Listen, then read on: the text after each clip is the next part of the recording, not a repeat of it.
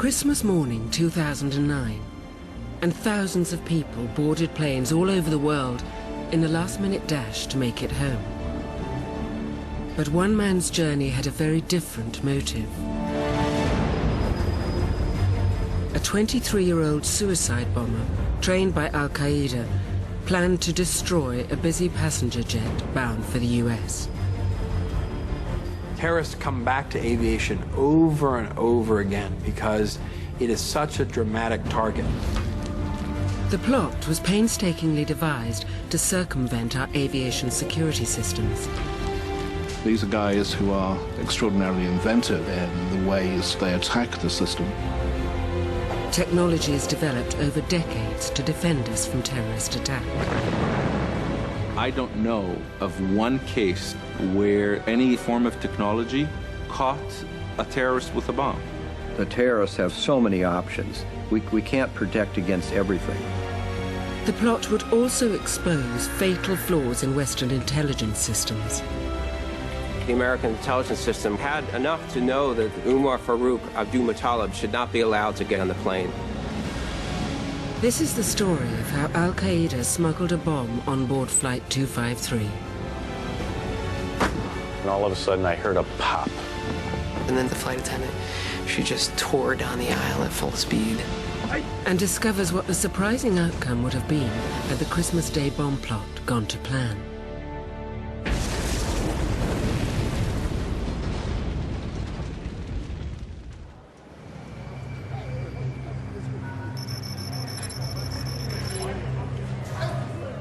Christmas Eve 2009.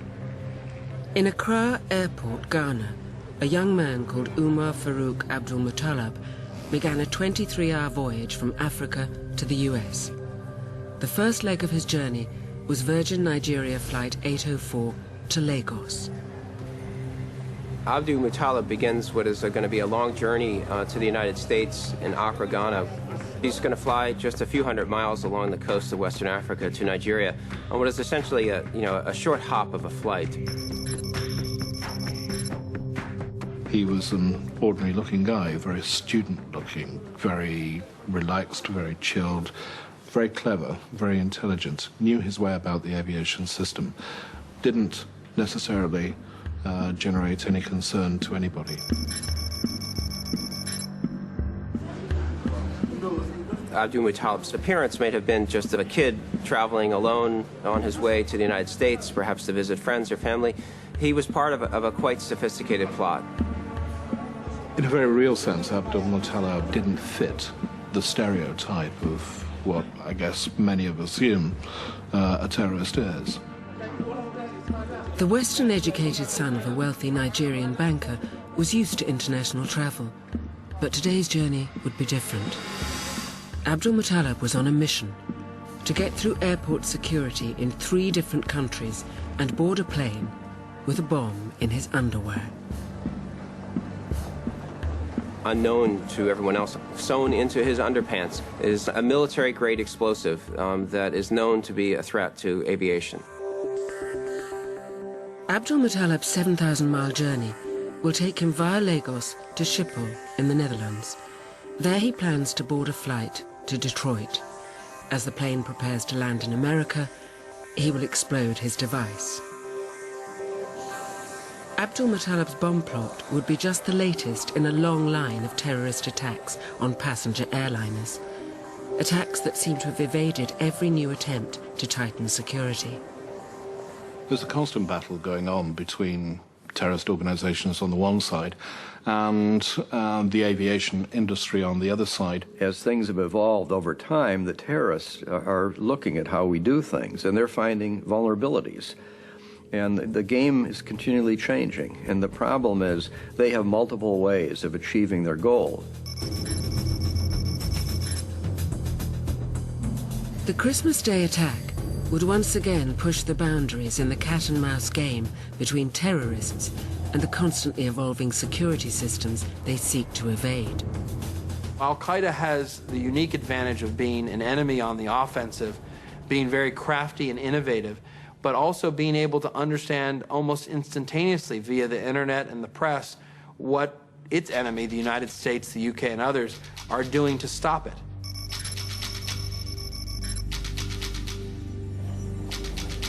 Abdul Muttalib's plot was devised to exploit one of the last remaining loopholes in aviation security.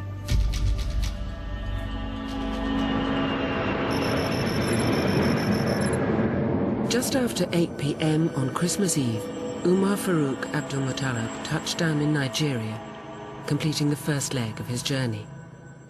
He had smuggled his bomb through one airport security check and onto a plane undetected. He was now 22 hours away from his goal, detonating his bomb inside a US plane packed with passengers. At Lagos Airport, one of Africa's biggest, Abdul Muttalib faced a well-established series of aviation security checks before he could board his flight to Schiphol. Like all international airports, Lagos follows a strict airport security protocol known as ICAO Annex 17. It sets down basic security procedures developed over decades to prevent terrorist attack.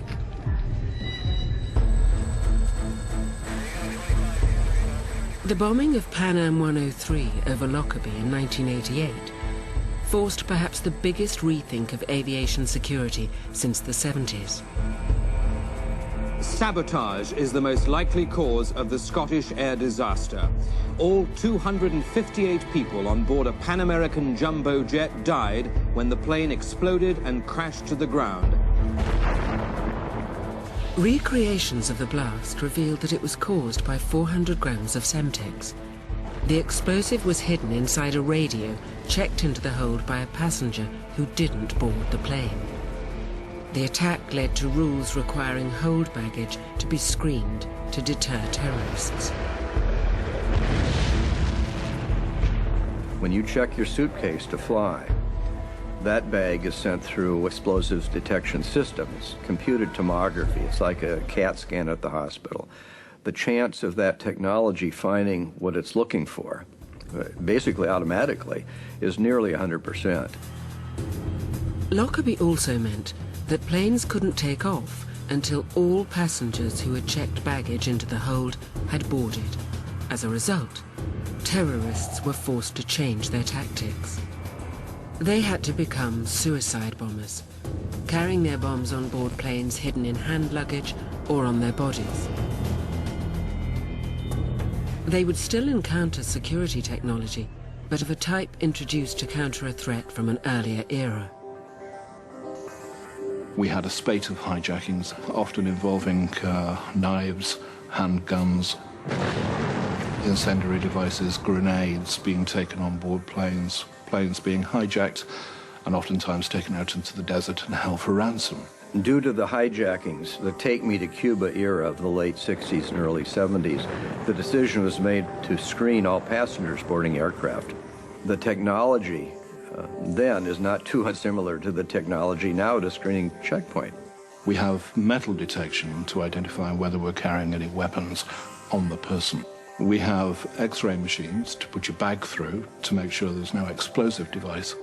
We have trace detection systems. People's bags are swabbed to see if there are any trace elements of explosive.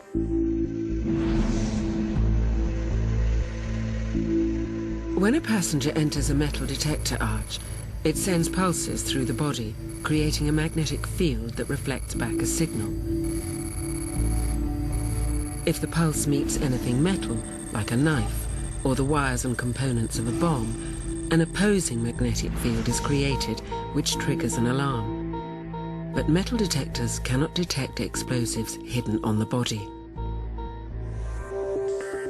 X-ray scanning machines allow operators to see inside carry-on bags to look for the outlines of weapons and possible explosive devices.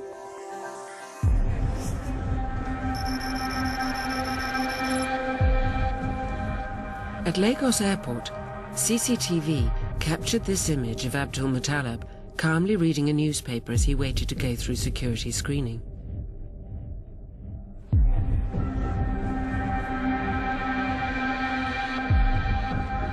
He was told to put his shoes through the X-ray scanner. The measure was introduced 8 years earlier after shoe bomber Richard Reed smuggled explosives onto a plane hidden in his trainers. But Abdul Muttalib had his explosives hidden elsewhere. He passed through the metal detector without his bomb setting off the alarm. The single biggest concern that aviation security officials have is explosives that are non-metallic, that are carried in private parts of a passenger's body. They have determined that we don't have anything in place to find explosives hidden on the person. His carry-on bag also passed through the X-ray machine without incident. Al-Qaeda know the capability of the technology that's deployed in airports worldwide. An X-ray device will look for an improvised explosive device or the telltale signs of that device. Since the package of explosive was hidden in Abdul Muttalib's groin, a standard physical pat-down would almost certainly not have been intrusive enough to discover it. His device had been meticulously designed to evade airport security. In fact, it was a kit of component parts he wouldn't even assemble until he's on board Flight 253. The main charge was the high-explosive pentaerythritol tetranitrate, or PETN, a compound widely used in demolition. PETN is readily available. It can be used in powder form in small amounts to have great effect. It's been used by terrorists over the years, so it's not a new compound or a new concoction. The terrorists knew that if Abdul Muttalib handled the bomb, he could be caught by electronic trace detectors that sniff out explosive residue. So it's likely someone else created the device. The package, once tightly packed, would be no bigger than a mobile phone, and its plastic wrapping would deter detection.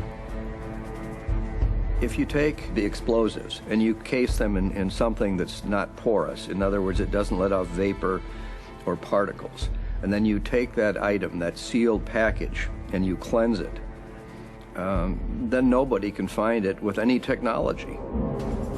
Instead of a conventional detonator that could be detected by metal detector or X-ray machines, he had a small amount of liquid chemical to ignite the PETN. Finally, he had a syringe to administer the chemical that he could claim he carried for medical reasons. This was the perfect device, simply made out of components that couldn't be seen by the conventional technology that we have in airports nowadays. They've developed a device here that can essentially sail through all of that security process entirely undetected. The idea of smuggling Abdul Muttalib's explosive through security checks in his underwear had already been road-tested by Al-Qaeda. 4 months before the Christmas Day attack, a suicide bomber had blown himself up in a failed attempt to assassinate a Saudi government minister. It was discovered that he, too, had passed through a metal detector with PETN hidden in his underpants. The attempted assassination of Mohammed bin Nayef, the counterterrorism chief for Saudi Arabia, was an incredibly important moment. This was a canary in the coal mine because it suggested that Al-Qaeda in Yemen was growing more sophisticated with its explosives, that they have a bomb maker that's expert in this. And it also suggested that this was a new way that they were trying to hide the explosive. Western intelligence issued no official warning to alert aviation security officials to Al-Qaeda's new deadly tactic. Standard airport security technology had so far failed to stop Abdul Muttalib. But he still faced a second system of safeguards, security documentation designed to ensure only genuine passengers can board planes. At 8:35 p.m., Abdul Muttalib presented his passport. It held a US visa granted 18 months earlier when he'd been at college in London. He cannot board a US flight without it.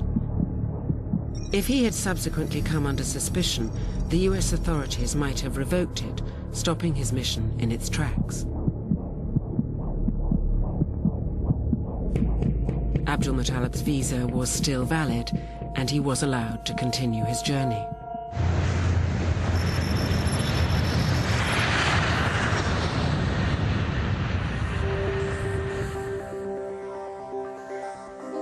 There was nothing in Abdul Muttalib's prestigious Nigerian background to suggest he might be a suicide bomber in the making. The young man's journey towards jihad appears to have begun 4 years earlier while he was studying engineering in London. He was the head of an Islamic society at his university. At the same time as Abdul Muttalib was getting more and more deeper into his studies of Islam, he also was expressing on internet sites how lonely he was and how isolated he felt. It's the kind of recipe for someone who could get caught up in the kind of extremist views. Abdul Muttalib seems to have been the perfect operative. Here was a clean skin, somebody who wasn't known to the intelligence community. They're looking for people who may not look like the typical operatives that Al-Qaeda has relied on in the past, and who can operate pretty easily in Western societies. In 2008, he left London to continue his studies in Dubai. Then he abandoned the course and traveled across the Middle East.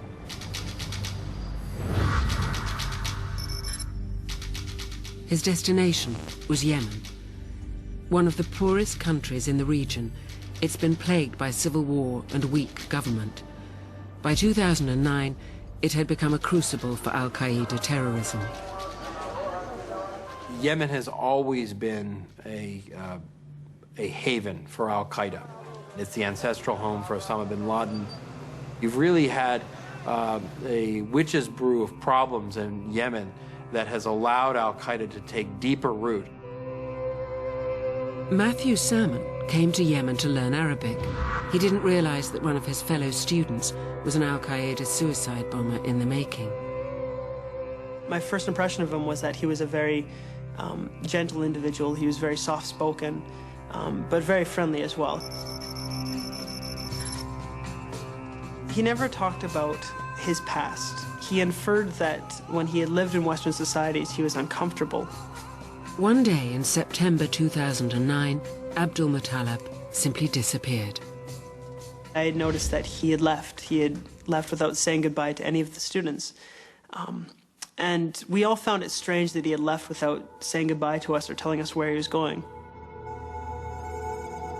While in Yemen, it's believed that Abdul Muttalib came into contact with notorious extremist cleric Anwar al-Awlaki.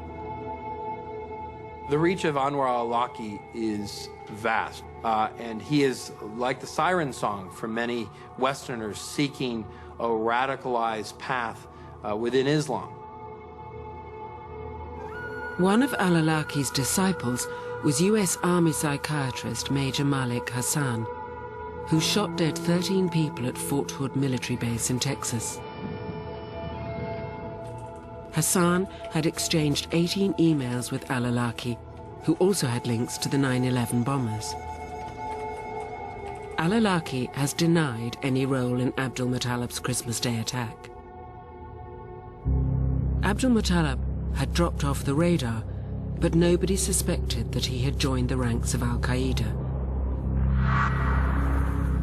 Except for one man, his father. In November 2009, Abdul Muttalib's father entered the U.S. Embassy in Abuja. He was concerned about his son, that his son was growing more and more radical, and that he was falling in with the wrong crowd and had traveled to Yemen. His dad is the chairman of a very big bank in Nigeria, and so this is not like just some nobody coming in from the street. He's someone that the officials there respect and take a warning quite seriously. The embassy sent a warning, called a Visa Viper, to the National Counterterrorism Center in McLean, Virginia.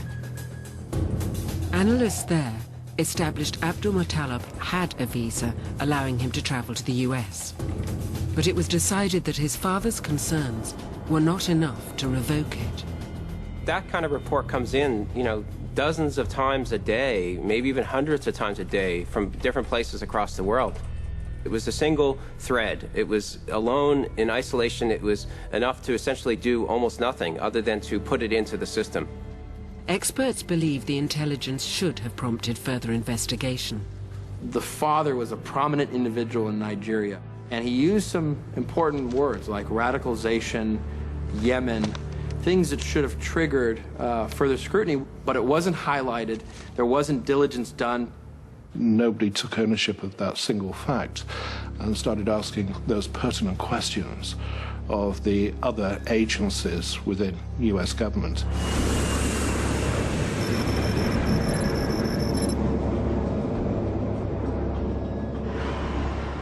Abdul Muttalib arrives in Schiphol just around dawn. It's 5:37 a.m. Now it's Christmas Day. After a journey of 11 hours, Abdul Muttalib is now within sight of his final objective: to get on board Flight 253 to Detroit and take down the plane and everybody on board. But Amsterdam's Schiphol airport is where Abdul Muttalib's murderous plan is most likely to fall apart. It is one of the world's biggest and busiest hubs, handling on average 1,100 flights a day. Abdul Muttalib, as he makes his journey from Africa and Ghana to Nigeria to Amsterdam on his way to the United States, is passing into bigger and bigger airports. And in fact, he's passing into more sophisticated security systems. In Amsterdam in particular, the security system is considered very strong. They take it very seriously. They spend the money to do it right. They've been pioneers in a number of areas of security. They come as close to doing it as right as anybody I know. And it's not just enhanced security he faces. Because Abdul Muttalib is flying to Detroit, his journey would face live online interaction with the US authorities for the first time. Post 9/11, all flights to the US have been treated as prime terrorist targets. I wouldn't say I was completely relaxed. I was just maybe a little bit nervous. I'm often a bit nervous on an American airliner flying to America. I was really surprised. I thought in flying on Christmas Day, I thought it would be rather quiet, but it was very crowded. Passengers for Northwest Flight 253 start queuing for security, unaware that one of their fellow passengers is a committed terrorist. I was traveling from Mumbai and I'm visiting India with my family. I was very excited. After 5 weeks, everybody likes to come home, and it was Christmas Day. I was very excited to meet my family members. Abdul Muttalib is required by international accord to go through security yet again. The US demands that all passengers flying to the States face extra questioning by security personnel employed by the Dutch authorities. It's a professional, one-on-one grilling designed to blow a terrorist's cover story. He's already traveled for 11 hours. He's probably tired. He's also probably increasingly nervous. You know, he's basically a novice at this. This is the last line of defense. This is the place where you absolutely have to stop the guy who has intent. If there's going to be a time that he's going to stumble, this is probably the moment. While they're asking the questions, they are looking for reactions from the person.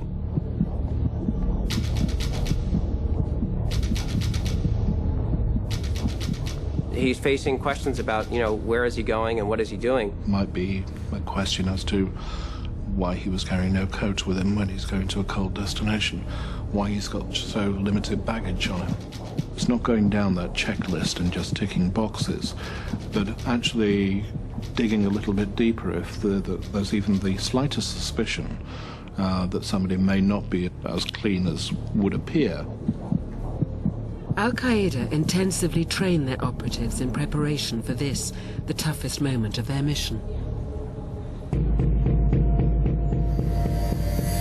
They looked at his passport, they asked him questions, they looked at his visas, they looked him in the eye, which they're trained to do, and he was able to convince those people that he was not a threat.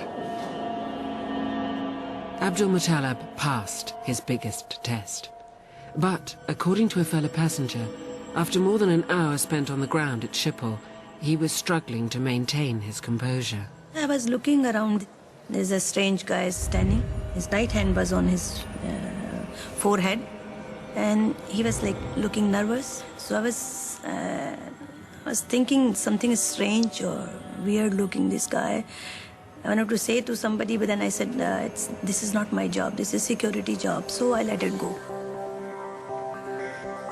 As the passengers check in for Northwest Airlines Flight 253, information that Abdul Muttalib was about to board an American plane was winging its way around the globe to US officials.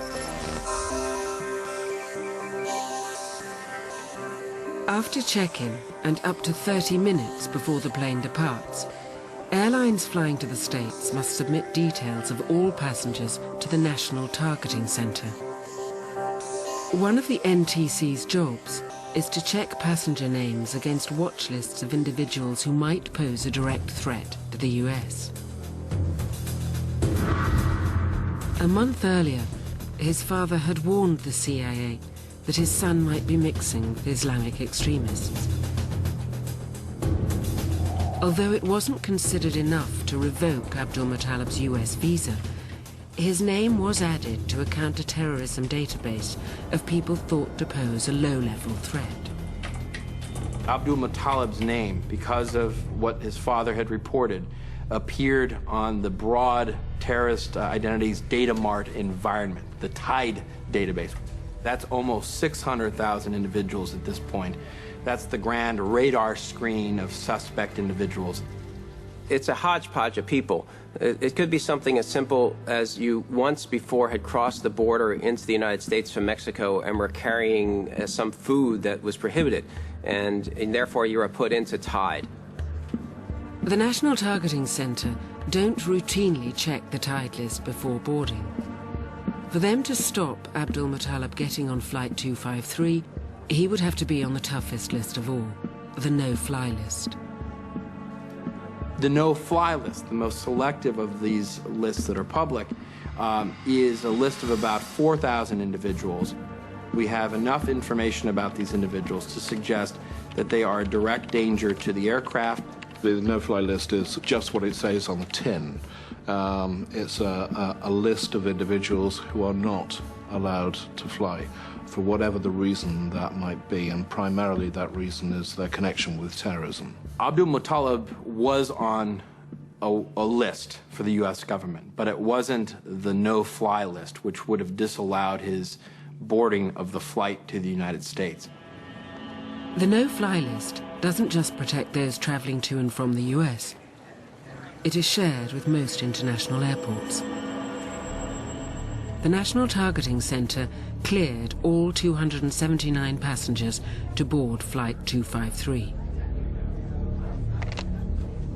But there had been a serious breakdown in the US intelligence system. Crucial information elsewhere in the system that would have put Abdul Muttalib on the no-fly list had been fatally overlooked. Some non-U.S. intelligence service intercepts a communication among suspected al-Qaeda members in Yemen that says there's a, quote, Umar Farouk, no last name, an Umar Farouk who is in Yemen and perhaps participating in some plot. Separately, there's information that there's a Nigerian in Yemen that's in some way participating in a plot. It's around the same time as the dad has come to the embassy and said, my son, Umar Farouk Abdul Muttalib, has disappeared. He may be in Yemen, and he's gotten caught up with extremist views. There were bits and pieces all throughout the U.S. intelligence community. We didn't put the pieces together well enough and quickly enough to stop Abdul Muttalib, this kid, from getting on the plane. The failure of the system to join the dots about Abdul Muttalib has implications for all international airline passengers. It's a system that is not serving us well either in the United States or, for that matter, elsewhere in the world, because we are talking about a global threat here, and we are talking about an intelligence community that should be keeping an eye on that global threat as effectively as possible. By 7 a.m. on Christmas Day, there was just one last obstacle standing between Abdul Muttalib and Flight 253 to Detroit. The final pre-gate security check. and one single piece of technology that could prove his downfall. Schiphol, along with many Western airports, had started introducing millimeter wave body scanners to their security armory. Millimeter waves are radio waves set to a frequency that allows them to pass through clothing. When they encounter a solid surface like the human body, they bounce back, and the reflected waves create a naked image that reveals any object concealed beneath clothing, even non-metallic ones. The technology offers the best chance of detecting a suspicious package concealed on someone's body. They allow the guys manning the security checkpoint to see whether you have anything hidden underneath your clothes, anything strapped to your body that could pose a risk to everybody else that's getting on the flight. By Christmas Day 2009, Schiphol Airport had a number of body scanners on site. But they had been unable to reach final agreement with US authorities on how they should be used. It meant that Abdul Muttalib faced only the standard metal detector and X-ray technology. He cleared both without any incident.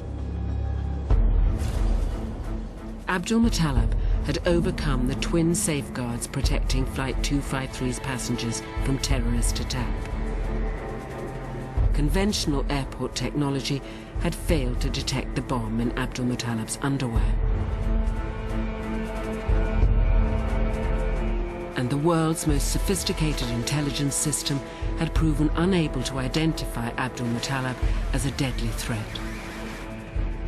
The 23-year-old suicide bomber was poised to launch a Christmas Day attack that would shock the world.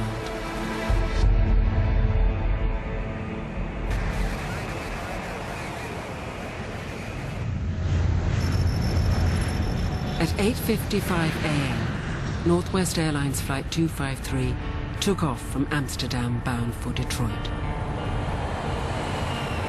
There were 290 passengers and crew on board. Among them, the Keepman family, flying home from Ethiopia with two small children they had adopted. I think we all felt different from when we traveled there versus traveling home because we had two new beautiful children that were experiencing flying for the first time. They were experiencing everything new for the first time, and it made it that much more important to protect them and make sure that they were safe. Also on board in seat 17G was 20-year-old musician Daniel Husinger. Having been gone for 2 months, I was looking forward to seeing my family and my friends, just being able to see them face to face, give them a hug, say Merry Christmas. 2 rows behind Daniel, another young man was traveling alone. Seated in 19A was 23-year-old Nigerian Umar Farouk Abdul Muttalib, an Al-Qaeda-trained suicide bomber. He had reached the final phase of his mission to bring down Flight 253 and everyone on board. He takes a seat at 19A. If you're going to blow something up and you want to pierce the exterior of the plane, unfortunately that's the place you want to be because the fuel is contained in the wing, and he was in perhaps the best seat to carry out the plot that he was undertaking. For over a month, US intelligence agencies had failed to collate information that would have put Abdul Muttalib on the no-fly list. Only now, with the flight airborne, were passenger names checked against further lists of individuals considered a possible threat. Once you're allowed to board the plane, you're headed to the United States, then there's a whole second security apparatus, which is then asking the question, should this person be allowed into the United States? As the plane is essentially flying to the US, they're creating a short list of people that they want to question more thoroughly. Officials at Customs and Border Protection in Virginia ran Flight 253's passenger names against the Thai database. The list of nearly 600,000 people of concern to the US. And they got a match. That was enough for them to decide, even before the plane had landed, that he was going to be subject to questioning, aggressive questioning at the airport. Abdul Muttalib's presence on the Thai database was enough to have him questioned on arrival in the States, but not enough to turn the plane back.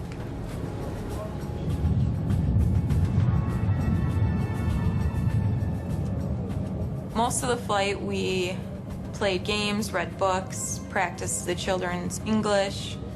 I think we were just so excited to get home.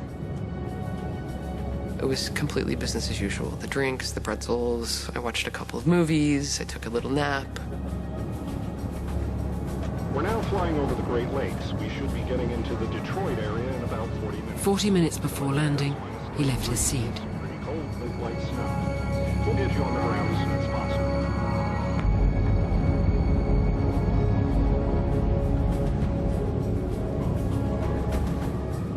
He made his way to the lavatory.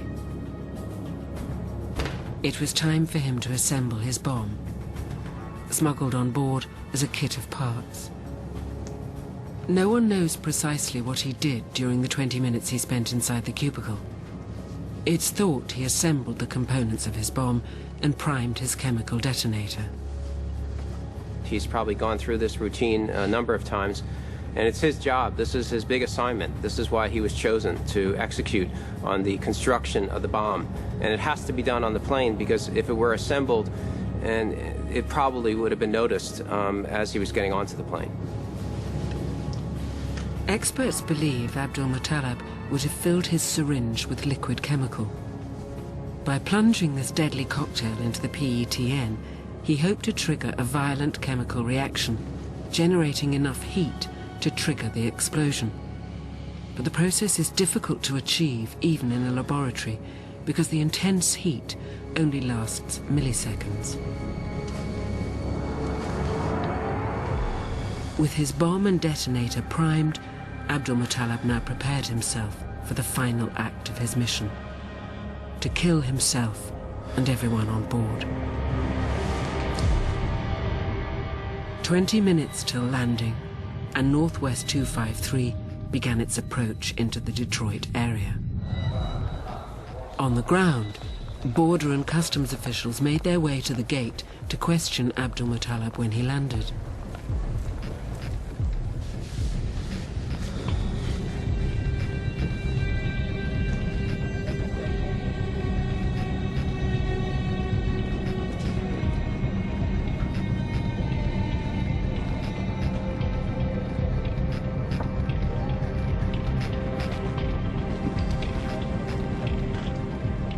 He comes back to his seat and tells others apparently sitting next to him that that his stomach is upset, and he pulls a blanket over his body.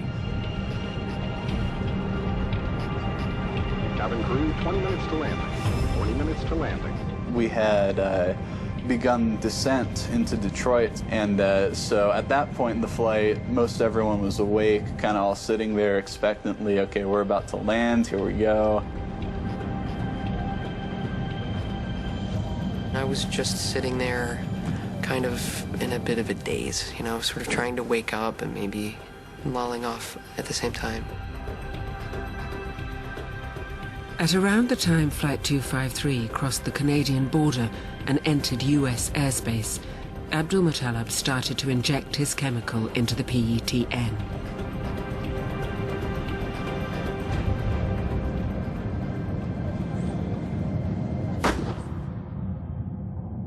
The very first thing that happened was a loud pop in the cabin. And all of a sudden I heard a pop. It sounded to me like an electrical current that snapped. The sound unnerved the passengers, but nothing out of the ordinary could be seen. Then all of a sudden, I hear the word fire. So I think, oh my God, I think the plane's on fire. And I opened my seatbelt and I just turned my back and I start looking what is happening. I immediately jumped up and started looking around, and I saw there was smoke coming out of that area. There was flashes of light. And then I smell non-natural things burning. That smell hit me and start coughing. In seat 19A, flames are seen climbing the side of the plane's fuselage. I could see all the flame and the fire and the smoke and everything. There was a man sitting in the seat where the fire had started, and my first thought was that he had lit his blanket on fire. And there was a moment then where this woman's voice cut through everything. What are you doing? What's going on? And I could tell from the timbre in her voice that there was something something was amiss. And that's when I thought, yeah, this might not go. The reality of the situation began to dawn. I knew at that time that this was a serious event and that our lives were at stake. I was sure I was going to die. I said, that's it. That's the end of my life. The fear is beyond imagination, and I actually became almost physically sick. I saw the fear in my dad's eyes, and that's when I knew that we might not land.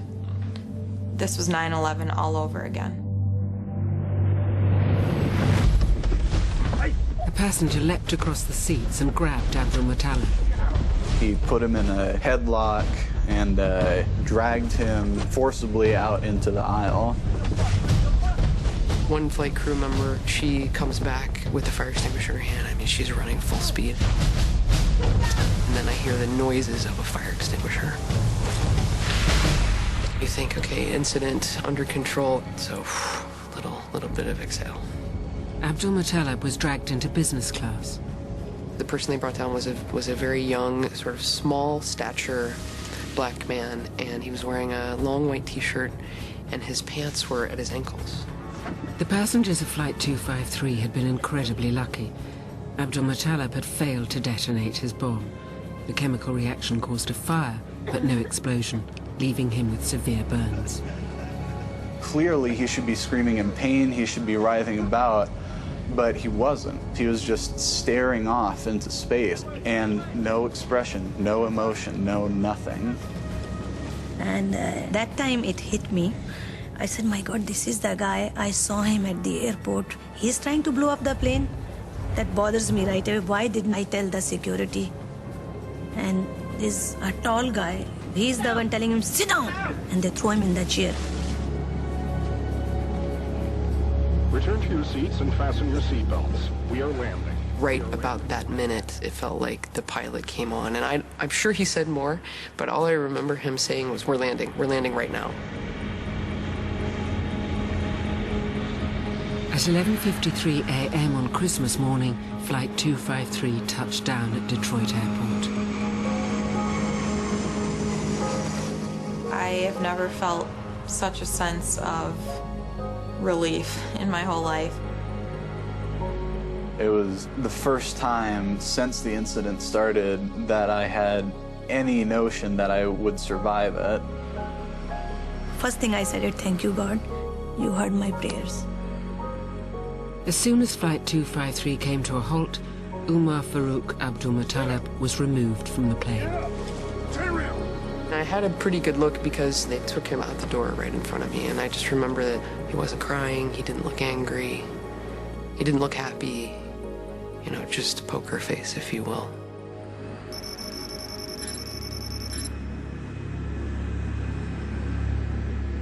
Northwest Flight 253 was held on the runway while US authorities questioned failed suicide bomber Abdul Muttalib. He reportedly confessed he was trained by Al-Qaeda in Yemen and claimed there were hundreds more like him, primed to attack planes bound for the US. He later pleaded not guilty to attempted murder. Terrorists come back to aviation over and over again because it is such a dramatic target. There is a sense of drama to the potential of bringing down this grand symbol of modernity. Abdul Muttalib had defeated the full armory of airport security. His mission ended only when his bomb failed to explode. But what would have happened if the detonation had worked? Inside a disused Boeing 747, on a winter's day in Gloucestershire, an important experiment is taking place. Dr. John Wyatt, an international terrorism and explosives advisor to the UN, wants to find out exactly how much damage the explosive device would have caused to Flight 253 had it detonated properly. What we've not seen is this very small amount of explosive in this sort of circumstances. There is still that element of the unknown until you've actually done it.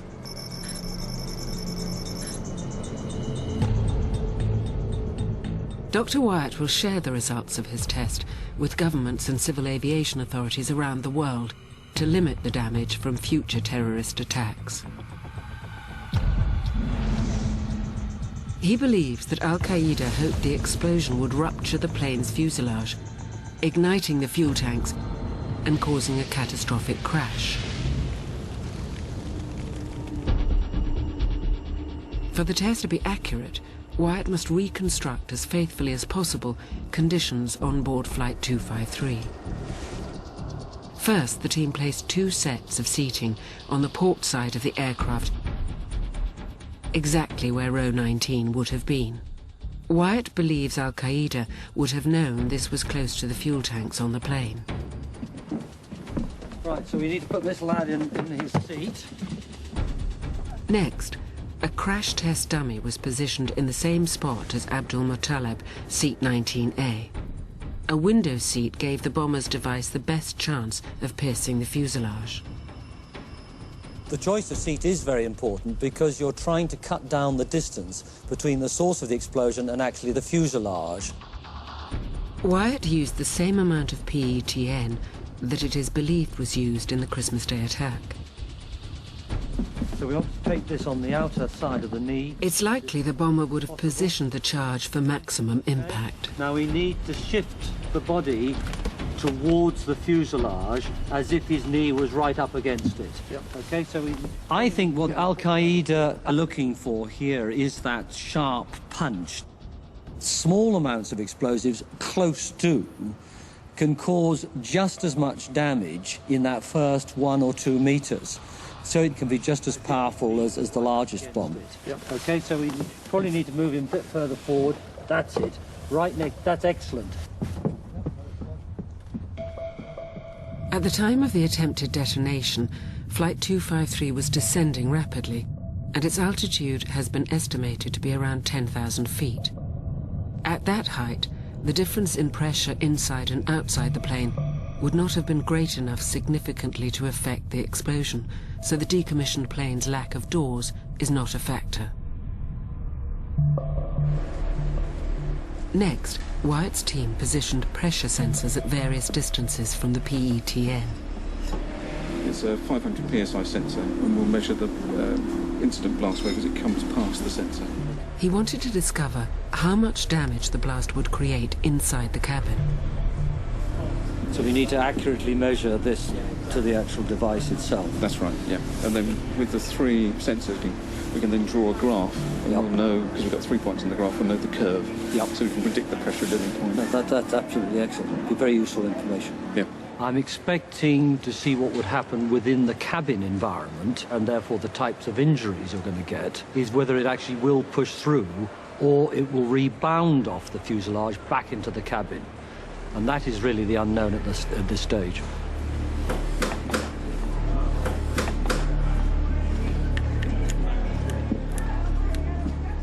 With the preparation complete, Wyatt retreated to a safe distance to watch the explosion on a monitor.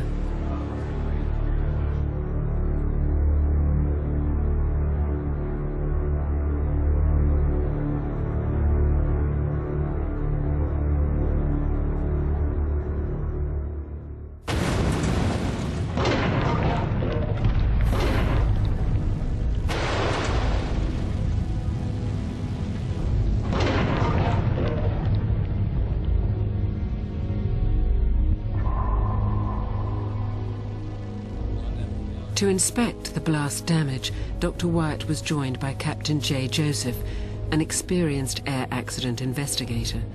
Joseph can interpret the impact the bomb would have had on the plane's ability to fly. The results of the explosion surprised them both.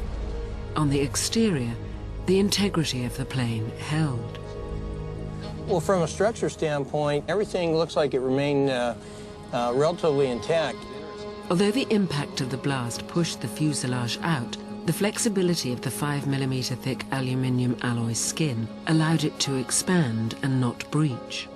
There's quite a lot of give in this, and that's what's actually happened, is that the energy is being caused to cause the bulb, but then it's allowed the pressure to go back. If it was a more rigid material, then we might have seen a crack or a breakthrough, but this is actually quite a flexible material. I was extremely impressed by the aircraft structure. It can sustain quite a hefty thump. You can see the rivet lines continue around, and they're showing good continuity. It's just the focus point of the explosion itself where we did lose the rivets. We noticed the aircraft had lost some rivets, but no flight controls were compromised, and certainly no fuel tanks were breached. I'm very confident that the flight crew could have taken this airplane without any incident at all and get it on the ground safely. For security reasons, we cannot show details of the blast damage to the cabin interior, in case it gives valuable information to terror groups. It would have been quite horrific. Obviously, the blast itself, which would cause eardrum rupture. The noise, the smoke, not to mention the parts of the bodies that were disintegrated as part of the explosion. From analysing the blast sensors, it's clear the bomber and the passenger next to him would die in the explosion. But Wyatt believes they'd be the only fatalities. The findings are reassuring. But when people realise that they're not seriously injured, it is surprisingly how quickly people can settle down under control. The experiment revealed that the amount of explosive Abdul Muttalib managed to smuggle on board Flight 253 was a fraction of what it would have taken to bring the plane down. I think this should be a confidence builder for passengers. After seeing what we saw today, how well the aircraft maintained its structural integrity, and obviously the pilot's capacity to fly the aircraft, should give them a great deal of confidence. Dr. Wyatt is confident that none of the footage shown of the test gives any critical information to terrorist organizations. Even though Abdul Muttalib's bomb would have failed to bring down Flight 253, the plot exposed a gaping hole in US intelligence systems that even embarrassed the president. When a suspected terrorist is able to board a plane with explosives on Christmas Day, the system has failed in a potentially disastrous way. And it's my responsibility to find out why and to correct that failure so that we can prevent such attacks in the future. This year, President Obama ordered changes to the way intelligence agencies analyze information. Unfortunately, there's been too much emphasis on hoovering up information.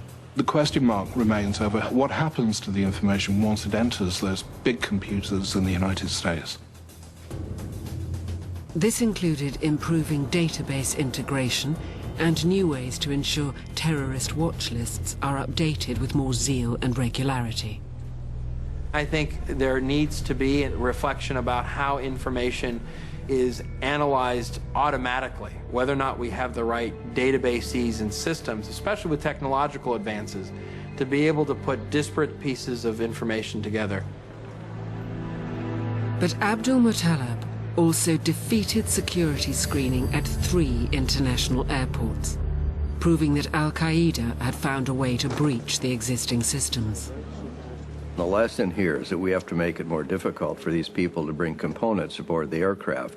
The problem we have is that the technology we have in place at the screening checkpoints do not enable the screeners to find what it is they're looking for. But the next generation of airport security technology could solve that problem. Body scanners, which generate an image of a passenger naked, are already available. But the scanners have been criticized for contravening privacy laws. If we respond to the privacy folks and we start blurring out parts of the body, then we definitely are not going to find what we're looking for. Regardless of privacy concerns, Gordon Brown has erred on the side of caution at all UK airports. People will see gradually being brought in the use of full body scanners.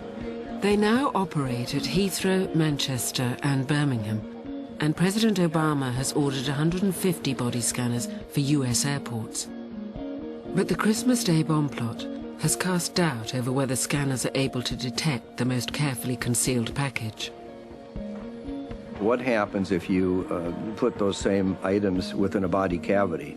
Then you open a whole new series of problems. Nothing's 100%. I think body scanning should be one of the tools that we use in aviation security until something better comes along. There's a growing belief that simply relying on yet more technology is not the answer.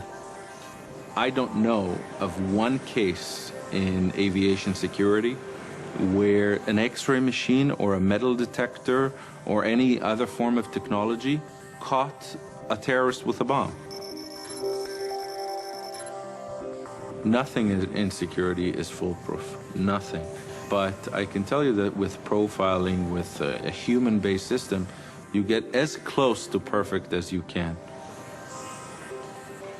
Brandis worked in security at Israeli airline El Al. They pioneered a new layer of security designed to identify potential terrorist threats. It's called behavioral profiling. The concept of looking for indicators in someone's behavior, story, identity, overall appearance. The issue for us is not so much to look for the means of the attack, but rather look for the intent. Instead of relying solely on questioning at security checkpoints, specially trained operatives patrol airports on the lookout for suspicious behavior. You have to have people on the ground who, as they see suspicion, go after it, question it, deal with it. For instance, a passenger with too little luggage with him. That could indicate a passenger who is not really planning on landing. Since El Al introduced profiling over 20 years ago, they haven't had a single terrorist incident. It's something that can be adopted throughout the world. It just means changing the way we work, not buying more stuff. Behavioral profiling is already in operation in 150 US airports and is now being trialed at Heathrow.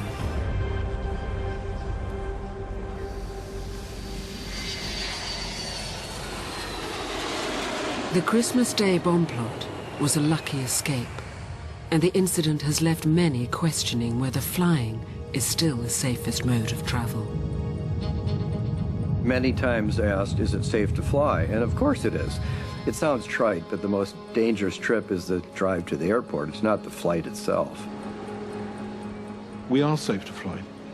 The likelihood of getting on a plane tomorrow and being caught up in an instance such as happened on Christmas Day is remote. If we get ourselves back into a position where we were living within a culture of fear, then of course the terrorists have won by doing absolutely nothing.